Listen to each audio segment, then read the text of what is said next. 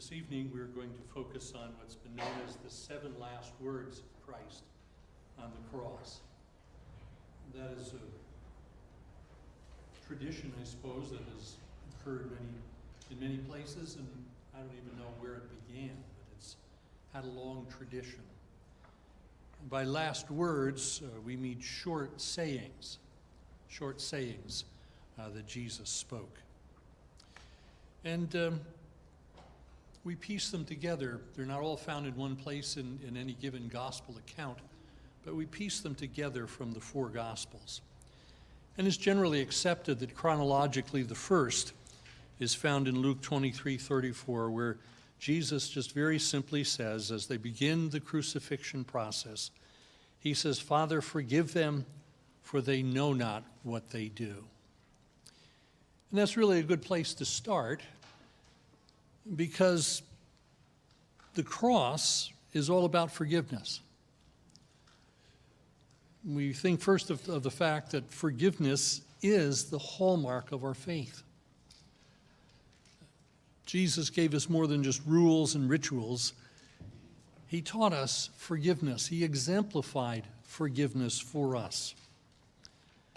And so Jesus taught us to pray with words like these: "Forgive us our debts as we forgive our debtors."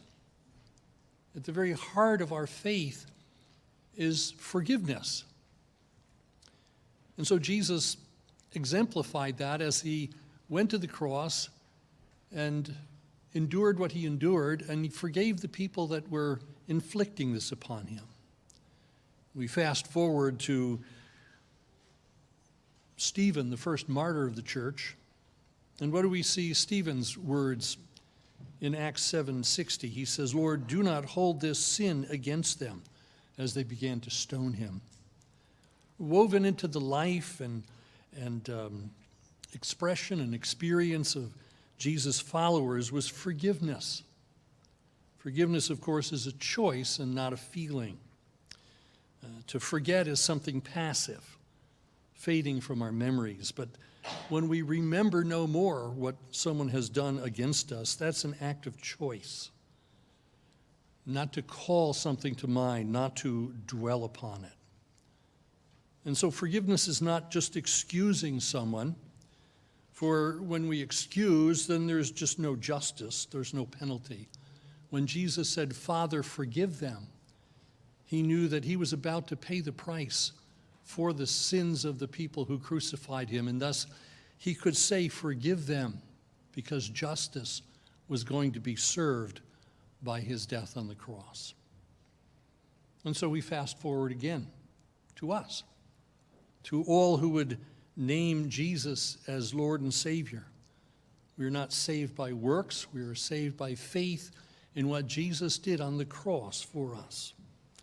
And so if we name him as our Savior, do we forgive others? Is it a hallmark? Do people say of us, "How can you be so forgiving?" And the answer is because Jesus has set the example, and he himself forgave us first. And so do people deserve to be forgiven? No, that's the whole point. Nobody deserves to be forgiven.